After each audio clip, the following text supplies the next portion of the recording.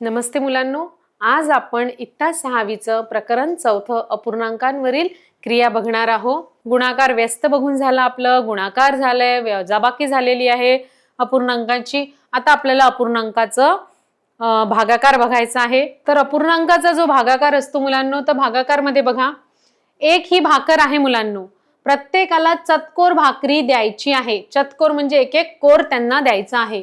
तर ती किती जणांना पुरेल? त्याचा चतकोर किती होईल मुलांनो? 1 2 3 4 म्हणजे 1/4 असं आहे। तर असं आपल्याला ती भाकर किती जणांना पुरेल ते काढूया। म्हणजे आपण 4 तुकडे आहेत, तर 4 गुणीला 1/4 करूया, बरोबर 1 असे आपण लिहू शकतो। बघा इथे मुलांनो, दाखवल्याप्रमाणे एक पूर्ण भाकरी ही एक पूर्ण भाकर आहे आणि त्याचे 4 चतकोर होतील। त्याचे किती तुकडे होतील मुलांनो? 4 चतकोर होतील आणि ती भाकरी 4 जणांना पुरेल। म्हणजे बघा, जसं आता हा एक तुकडा एकाला जाईल, हा दुसरा, हा तिसरा, हा चौथा, तर अशी ही भाकरी किती जणांना पुरेल? एका भाकरीचे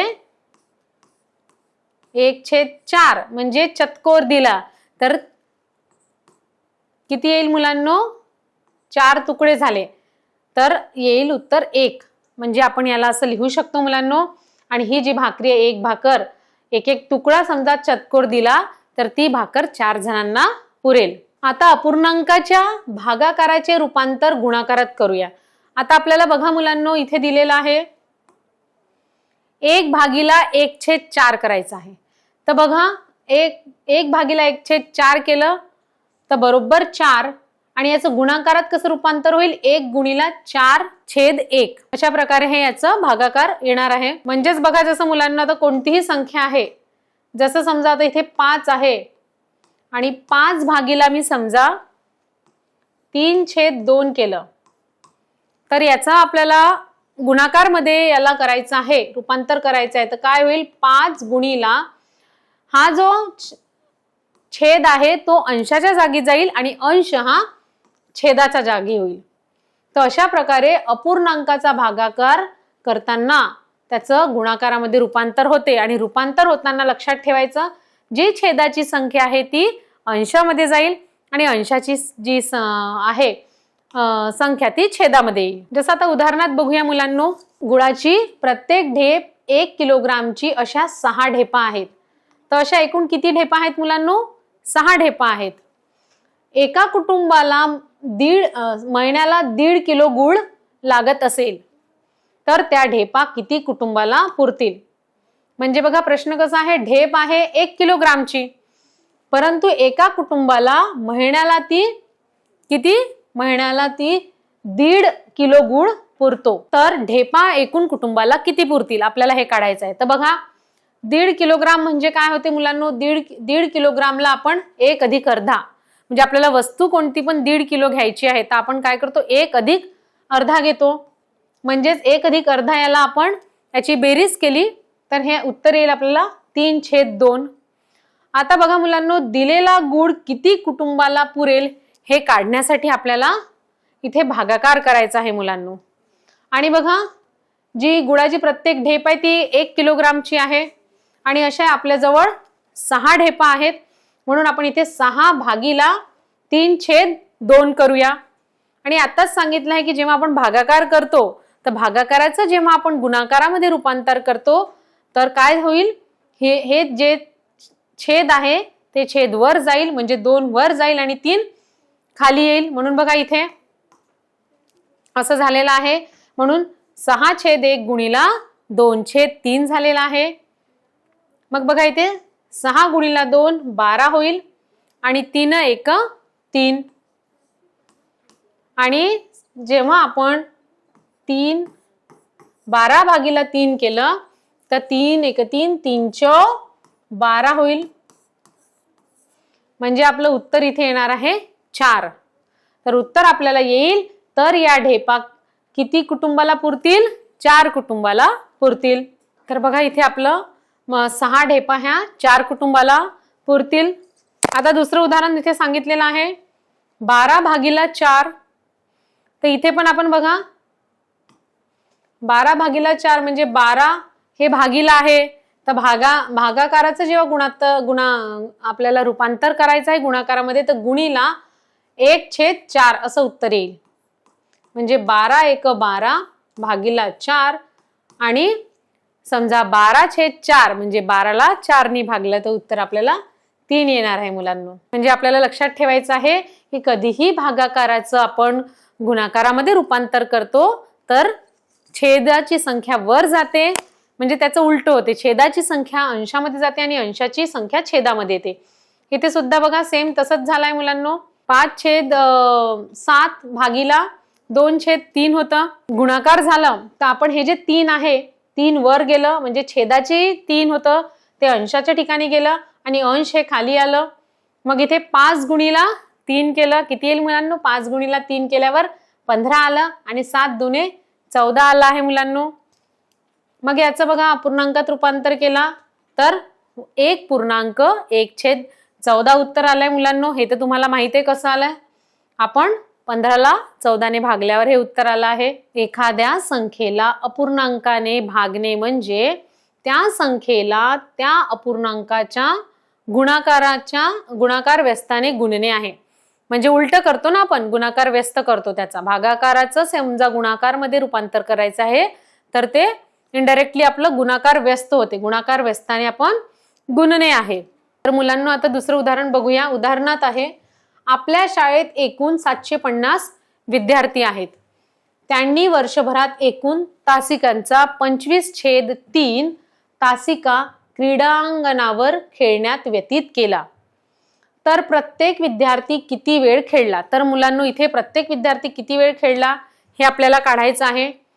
त्याच्यात बघा 750 विद्यार्थी आहेत आणि एकूण तास त्यांनी 25/3 आहे, म्हणजे भागीला आपण करूया 25/3 करूया. आता बघा इथे 750, इथे गुणाकार व्यस्त करूया, कारण आपल्याला गुणाकार मध्ये रूपांतर करायचं आहे भागाकाराचा, तर म्हणजे त्याचं गुणाकार व्यस्त होईल, म्हणजे 3 वर जाईल मुलांनो.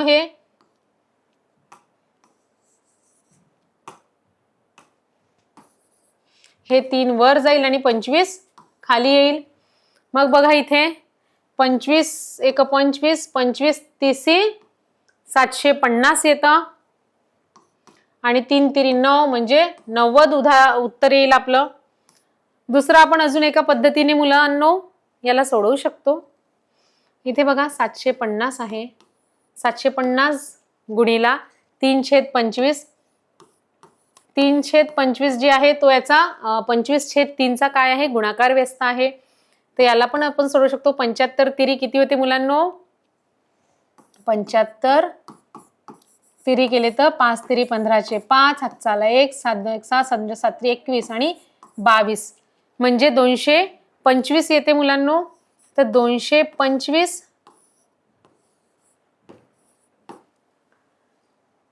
तर असं हे थोडं लेंदी होते, म्हणून आपण बघा मुलांनो आपण याला शॉर्ट मध्ये जे आहे तसं सोडवलेलं आहे. आपण तुम्ही जे आता मी सांगितलं तसंही करू शकता. मीन्स 750 गुणीला 3/25 म्हणजे आपण याला पण कट करू शकतो किंवा याच्या खाली 1 आहे म्हणजे 75 गुणीला 3 करायचं आणि जे उत्तर येईल त्याला 25नी भागायचं. आपण असंही करू शकतो, तरी उत्तर आपलं सारखंच येणार आहे मुलांनो 90. मग शेवटी लिहूया 90 तास प्रत्येक विद्यार्थ्याने क्रीडांगणावर घालवले. आता बघा आपण रामानुज चौरस बघणार आहोत मुलांनो. तर बघा हा जो चौरस आपल्याला इथे दिलेला आहे, इथे बघा 22 12 18 87 88 17 9 25 10 24 89 आणि 16, इथे 19 86 23 आणि 11 असे वेगवेगळ्या अंक दिलेले आहेत. तर बघा या चौरसातील आडवी करा किंवा उभी करा, तिरक्या करा ओळीतील 4 संख्यांची जी बेरीज आहे ती किती येईल मुलांनो? उभी करा, आडवी करा, तिरपी करा. तर त्यांची जी बेरीज आहे मुलांनो ती 139 येणार आहे. आपण करून बघूया. बघा 22 अधिक 88 8 आणि 2 मुलांनो 10 येणार आहे, 0 हातचा 1, 8 आणि 2 10 आणि 1 11. आता याच्यामध्ये पुन्हा 10 मिळवायचे आहेत, तर 120 आले आणि 120 मध्ये आता 19 मिळवूया.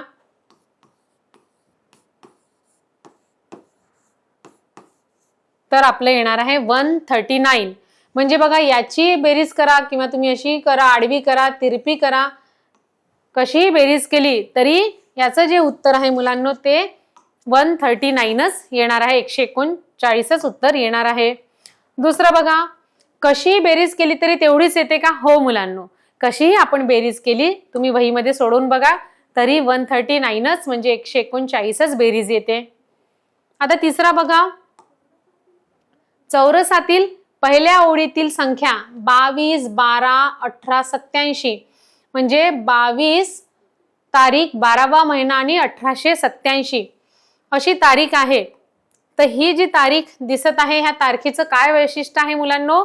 तर ह्या दिवशी जे मॅथमॅटिशियन आहेत त्यांचा, रामानुज आहेत त्यांचा काय झाला होता? जन्म झाला होता. बघा इथे या तारखेला गणितज्ञ श्रीनिवास रामानुजन यांचा जन्म झाला होता 22/12/1887 ला. तर इथे आपलं प्रकरण संपलेलं आहे मुलांनो. आणि सारांश मध्ये बघूया आपण, या ज्या पाठामध्ये आहे पूर्ण अपूर्णांकातील जे क्रिया आहे, या पाठामध्ये आपण अपूर्णांकाची बेरीज, वजाबाकी, गुणाकार, भागाकार याचा आपण सविस्तर अभ्यास केलेला आहे मुलांनो. आता आपण आज त्याचा आपण सराव करणार आहोत मुलांनो. तर सरावामध्ये बघा मुलांनो, आपल्याला काही प्रश्न दिलेले आहेत आणि प्रत्येकी प्रश्नाचे 2-2 असे पर्याय दिलेले आहेत आणि योग्य तो पर्याय आपल्याला निवडायचा आहे मुलांनो. तर चला बघूया आपण पहिला प्रश्न. प्रश्न क्रमांक पहिला आहे, 9 किलोग्राम तांदूळ 5 जणात समान वाटले तर प्रत्येकाला डॅश किलोग्राम तांदूळ मिळतील. बघूया, म्हणजे 9 किलोग्राम जे तांदूळ आहेत मुलांनो ते 5 जणांमध्ये समजा समान वाटले तर प्रत्येकाला किती मिळतील? आपण हे अभ्यासामध्ये बघितलंच आहे मुलांनो. म्हणजेच याला आपण किती करू, जेवढे किलो तांदूळ आहेत ते जितक्या जणांमध्ये वाटायचे आहेत ते आपण मीन्स अंशामध्ये आपण 9 लिहू आणि जितक्या जणांमध्ये वाटायचं आहे ते छेदामध्ये लिहायचं. तर इथे प्रश्नामध्ये काय आहे मुलांनो? 5 जणांमध्ये वाटायचं आहे म्हणजे आपण 9/5 बरोबर सांगितलं आहे मुलांनो तुम्ही. म्हणजे पहिला पर्याय आहे 9/5 आणि दुसरा पर्याय आहे 5/9. तर आपला इथे पहिला पर्याय वर क्लिक करूया आणि आपला पहिला पर्याय बघा मुलांनो, तुम्ही सांगितल्याप्रमाणे अगदी बरोबर आहे. आता आपण वळूया प्रश्न क्रमांक दुसरा. बघा दुसरा प्रश्न मुलांनो, 5 पेढे 2 जणात समान वाटल्यावर प्रत्येकाला डॅश पेढे मिळतील. म्हणजे किती पेढे आहेत मुलांनो? 5 पेढे आहेत आणि ते 2 जणांमध्ये वाटायचे आहेत तर प्रत्येकाला किती पेढे मिळतील? हा सुद्धा मागील प्रश्नासारखाच प्रश्न आहे. तर मुलांनो बघा, याच्यात 2 पर्याय दिलेले आहेत, 5.1/2, दुसरा पर्याय आहे 2.1/2. तर बघा ह्या 2 पैकी आपलं उत्तर काय येईल मुलांनो, सांगा तुम्ही. तर बघा याचं आपण असं बघितलं तर काय येईल उत्तर? 5/2. पण त्याचा आता अपूर्णांकामध्ये काय येईल? 5/2 ला सांगा मुलांनो. बघा याचं उत्तर येईल, पेढे आहेत 5 पेढे आहेत आणि ते 2 जणांमध्ये वाटायचे आहेत म्हणून 5/2. परंतु याचा आपण काय करायचं आहे? अपूर्णांकात करायचं आहे म्हणजे 2 नी 5 ला भागायचं आहे. आता आपण 2चा पाढा बघूया. बेकबे बेदुने 4 आणि इथे 5 मधून 4 गेल्यावर मुलांनो 1 राहतो. म्हणजेच याचं आपण कसं लिहूया? जे उत्तर आलेलं आहे ते 2, बाकी इथे आणि 2. म्हणजेच हे काय आहे मुलांनो? भाज्य आणि हे आहे भाजक आणि हे आहे भाज्य. तर बघा मुलांनो, याचं आपण लिहायचं आहे तर अपूर्णांकामध्ये कसं लिहूया? 2.1/2 उत्तर आहे. तर आपलं बघा मुलांनो 2 पैकी कोणतं उत्तर राहील? हे आणि हे उत्तर आपलं सारखं आहे. आपण क्रॉस चेक करून बघूया. बघा टू बे बेदुने 4 आणि 4 मध्ये 1 मिळवला तर 5, 5/2, 5/2 आपल्याला उत्तर मिळतं. म्हणजेच 5/2 ला आपण समजा समान वाटल्यावर प्रत्येकाला किती पेढे येतील, तर प्रत्येकाला 2.1/2 येईल. आपण पर्याय क्रमांक 2 वर क्लिक करूया आणि मुलांना आपलं उत्तर अगदी बरोबर आहे. तर आता आपण वळूया प्रश्न क्रमांक 3 कडे आणि तिसरा प्रश्न आहे 5/3 हा अपूर्णांक संख्या रेषेवर दाखवताना प्रत्येक एककाचे डॅश समान भाग करावे लागतील. म्हणजे आपल्याला आता संख्या रेषा माहित आहे. संख्या रेषेवर आपल्याला 5/3 हा अपूर्णांक दाखवायचा आहे. तर आपल्याला 5 चे किती भाग करावे लागतील मुलांनो? छेदामध्ये 3 लिहिलेला आहे. म्हणजेच लक्षात ठेवायसाठी आपण सांगा मुलांनो, उत्तर याचं काय राहील? अगदी बरोबर उत्तर सांगितलेलं आहे आपल्याला. याचं 3 भाग करावे लागेल आणि आपण पर्याय क्रमांक 1 जो 3 दिलेला आहे त्याच्यावर आपण क्लिक करून बघूया आणि आपल्याला जे मिळालेलं उत्तर आहे ते अगदी आपलं बरोबर आहे मुलांनो. म्हणजे संख्या रेषेवर समजा आपल्याला 5/3 हा अपूर्णांकाचे भाग करायचे आहेत समान, तर एककाचे किती समान भाग करावे लागतील? 3 भाग करावे लागतील. आता आपण वळूया पुढील प्रश्नाकडे मुलांनो. प्रश्न क्रमांक 4 बघूया. 6.1/3 हा पूर्णांकयुक्त अपूर्णांक अंशाधिक अपूर्णांकात डॅश लिहितात. म्हणजे बघा, हा जो पूर्णांकयुक्त आहे हा काय आहे? पूर्णांकयुक्त अपूर्णांक आहे. याला आपल्याला अंशाधिक अपूर्णांकात लिहायचं आहे मुलांनो. तुम्हाला येते, चला तुम्ही पण आपल्या वहीवर करून बघा. म्हणजे जसं इथे बघा, तुम्ही सुद्धा वहीवर करून बघा. हा जो आहे 6.1/3 आपण इथे लिहूया 6.1/3. तर हा पूर्णांकयुक्त अपूर्णांक आहे. याला आपल्याला अंशाधिक अपूर्णांकात करायचा आहे. तर आपण शिकलेलो आहोत याचा काय करायचा? तिरकस गुणाकार करायचा. म्हणजे 3 × 6 अधिक अंश मिळवायचा आणि छेदामध्ये जे आहे ते जशाचे तसं लिहावं लागते आपल्याला. हे आपण सगळं अभ्यासामध्ये बघितलेलं आहे मुलांनो. साइन तिरी 18 होईल आणि 18 मध्ये 1 मिळवूया म्हणजेच 19 येणार आहे. 19/3 हे उत्तर येणार आहे. अगदी बरोबर मुलांनो. आपण 19 बघा, पहिला पर्याय दिलेला आहे इथे 19/3 आणि दुसरा पर्याय दिलेला आहे 18/3. म्हणजे आपण पर्याय क्रमांक 1 वर क्लिक करूया आणि बघा, जो आपलं उत्तर आहे ते अगदी बरोबर आहे मुलांनो. आता आपण प्रश्न क्रमांक 5 बघूया. 5व्या क्रमांकाचा प्रश्न काय आहे? शून्याचा गुणाकार व्यस्त सांगा. आता आपल्याला गुणाकार व्यस्त माहित आहे मुलांनो. शून्याचा कधी गुणाकार व्यस्त असतो का? नसतो. म्हणजे शून्याचा गुणाकार व्यस्त नेहमी शून्यच येईल. गुणाकार व्यस्त आपण शिकलेलोच आहोत मुलांनो. आपल्याला माहित आहे गुणाकार व्यस्त काय असते. जसं समजा 3/2 आहे तर 3/2 चा गुणाकार व्यस्त काय होईल? 2/3 होईल. आणि दोनही गुणाकार व्यस्तांचा समजा गुणाकार केला तर तो नेहमी 1 येतो. आपल्याला हेही माहित आहे. पण शून्याचा गुणाकार व्यस्त आहे हा नेहमी बरोबर सांगितलाय मुलांना तुम्ही. आपण पर्याय क्रमांक 2 वर क्लिक करूया आणि आपलं उत्तर जे आहे ते अगदी बरोबर आहे मुलांनो. आता आपण प्रश्न क्रमांक 6 बघूया. 6वा प्रश्न आहे 1.5 किलोग्राम म्हणजे किती? तर 1.5 किलोग्राम म्हणजे किती होते मुलांनो? याच्यात आपल्याला 2 पर्याय दिलेले आहेत आणि पहिला पर्याय आहे 1 पूर्ण व अर्धा. दुसरा पर्याय आहे 2 पूर्ण व अर्धा.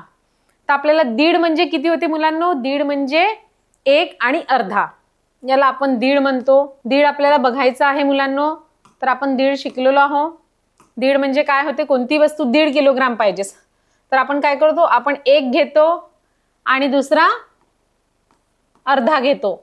म्हणजे आपण 1.5 ला कसं वाचतो? 1.1/2 याला आपण 1.5 म्हणतो. म्हणजे तिथून आपलं उत्तर कोणतं राहील सांगा मुलांनो? अगदी बरोबर उत्तर तुम्ही सांगितलेलं आहे. आपण आता तुम्ही सांगितलेल्या उत्तरावर टिक करूया. म्हणजे 1 पूर्ण व अर्धा. आणि आपलं जे उत्तर आहे ते अगदी बरोबर आहे मुलांनो. आता आपण वळूया प्रश्न क्रमांक 7 कडे. आणि 7वा प्रश्न काय आहे? 24 एकर शेतीचा 2/3 म्हणजे किती होते? 24 एकर शेतीचा 2/3 म्हणजे किती होते हे आपल्याला बघायचं आहे मुलांनो. तर बघा, तुम्ही वहीमध्ये सोडवून बघा आणि सांगा मला आपलं उत्तर काय येईल. तर कारण बघा, याला कसं सोडवूया? Very good. 24 आणि एकर शेतीचा म्हटलेला आहे म्हणजे आपण गुणाकार करूया. किती? 2/3 करूया गुणाकार. मग याचं किती येईल मुलांनो? 3 1 3 आणि 8 3 24 येईल. आणि 8 गुणिला 2 केलं तर 16 उत्तर येईल. किंवा आपण याला असंही सोडवू शकतो मुलांनो. बघा, 24च्या आपल्याला 2/3 काढायचा आहे. बघा, याच्या खाली काही नाही म्हणजे 1 आहे. मग 24 दुने करूया आपण. तर किती होईल? 24 दुने 48 होईल मुलांनो. आणि भागीला 3 म्हणजे 48/3 येईल. मग आता आपण 48ला भागूया. कशाने भागूया? छेदामध्ये 3 असल्यामुळे आपण 3 ने भागूया. बघा, 3 1 3 3 1 3. कारण समजा 3 दुने 6 केलं असतं तर 4 पेक्षा मोठी झाली असती संख्या ना, म्हणून 3 1 3. 4 मधून 1 गेले तर 4 मधून 3 गेले तर 1 राहील. मग आता हे जे 8 आहे हे खाली येईल. बघा आता मुलांनो, 3च्या फळ्यामध्ये 18 केव्हा येतो? 3 सख 18. 3 सख 18 म्हणून इथे 3 सख लिहू आणि 18 करूया. म्हणजे बघा, ह्याही पर्याय पद्धतीने समजा ह्या रीतनी तुम्ही सोडवलं तरी उत्तर 16 येते. असं सोडवलं तरी उत्तर 16 आलेलं आहे. अगदी बरोबर मुलांनो. आता आपण बघा, पर्याय क्रमांक 1 मध्ये 16 दिलेला आहे आणि पर्याय क्रमांक 2 मध्ये 36 आहे. तर 2 मधून आपण पर्याय क्रमांक 1 वर आपण क्लिक करूया आणि आपलं उत्तर अगदी बरोबर आहे मुलांनो. आता बघूया आपण प्रश्न क्रमांक 8. प्रश्न क्रमांक 8 बघा, 3/5चा 1/2 भाग म्हणजे किती होणार आहे मुलांनो? तर बघा, हे सुद्धा करताना आपल्याला याचा गुणाकार करावा लागेल आणि एक शॉर्ट फॉर्म सांगते, चा लिहिलेला आहे म्हणजेच आपण तेव्हा गुणाकारच करायचं असते. तर बघा, तुम्ही वहीत सोडवा मुलांनो. सांगा, 3/5 गुणिला 1/2 केल्यावर किती येणार आहे मुलांनो? अगदी बरोबर सांगा. 3 1 3 येणार आहे आणि 5 दुणे 10 म्हणजे किती उत्तर येईल? अगदी बरोबर सांगितलेलं आहे तुम्ही. 3/10 येणार आहे म्हणजे पर्याय क्रमांक 2. आता तुम्ही सांगितल्याप्रमाणे आता पर्याय क्रमांक 2 वर क्लिक करून बघते आणि बघा, पर्याय क्रमांक जे 2 आहे म्हणजे 3/5चा 1 भाग म्हणजे 3/10 होते. अशा प्रकारचे कोणतेही प्रॉब्लेम आले तर आपण कसे सोडवायचे ते आता बघितले आहेत. फक्त काय होणार आहे? संख्या चेंज होणार आहे, पण कोणतेही गणित सोडवायची क्रिया आहे ती सारखीच राहणार आहे. आता आपण वळूया प्रश्न क्रमांक 9 कडे. आणि 9वा प्रश्न बघा मुलांनो, एखाद्या संख्येला अपूर्णांकाने भागणे म्हणजे त्या संख्येला त्या अपूर्णांकाच्या गुणाकार व्यस्ताने काय करणे आहे? बघा, प्रश्न एकदा बघूया. एखाद्या संख्येला, एक कोणती पण आपण संख्या घेऊया आणि अपूर्णांकाने भागणे. त्याच्या आता अपूर्णांकाने आपण भागतो, तर भागणे म्हणजे त्या संख्येला त्या अपूर्णांकाच्या गुणाकार व्यस्ताने काय करणे होते? माहित आहे आपल्याला मुलांना. आपण भागायचं असलं तर मग आपण काय करतो? गुणाकार करतो. जसं बघा, उदाहरणार्थ 3/5 आहे भागीला 8/2 करायचं आहे. तर आपण काय करूया? 3/5 लिहूया आणि हे भागणे जे क्रिया आहे याला आपण गुणाकार व्यस्त करूया. गुणाकार व्यस्त 8/2चा गुणाकार व्यस्त किती होईल? 2/8 होईल. म्हणजेच समजा एखाद्या संख्येला अपूर्णांकाने भागणे म्हणजे संख्येला त्या अपूर्णांकाने अपूर्णांकाच्या गुणाकार व्यस्ताने काय करणे आहे बघा. इथे आपण गुणाकार व्यस्त काढला याचा, त्या संख्येच्या गुणाकार व्यस्ताने गुणणे आहे. म्हणजे इथे दोन पर्याय दिले होते, गुणणे आणि मिळवणे. तर पर्याय क्रमांक 1 आपला 1 वर आपण क्लिक करूया आणि गुणणे हे आपलं बरोबर आहे. म्हणजेच एखाद्या संख्येला अपूर्णांकाने भागणे म्हणजे त्या संख्येला त्या अपूर्णांकाच्या गुणाकार व्यस्तने गुणणे होते. आता आपण समोरचा प्रश्न बघूया आणि हा प्रश्न क्रमांक 10 आपला शेवटचा प्रश्न आहे मुलांनो. भागाकार करताना येणारी बाकी भाजकापेक्षा किती असायला पाहिजे नेहमी? पर्याय क्रमांक 2 आहे, दोन पर्याय दिलेला आहे. पर्याय क्रमांक 1 आहे लहान आणि पर्याय क्रमांक 2 आहे मोठी. आपण अभ्यासामध्ये बघितलेलं होतं की भागाकार करताना येणारी बाकी भाजकापेक्षा नेहमी काय असायला पाहिजे मुलांनो? बघा, सांगा तुम्ही मुलांनो. आणि तुम्ही दिलेलं उत्तर अगदी बरोबर सांगितलेलं आहे तुम्ही. लहान राहणार आहे म्हणजे बघा, एखादा आता सपोज 15 भागीला आपण इथे 3 केला आहे मुलांनो. तर आपण बघा 3 ला 15 ने भागूया.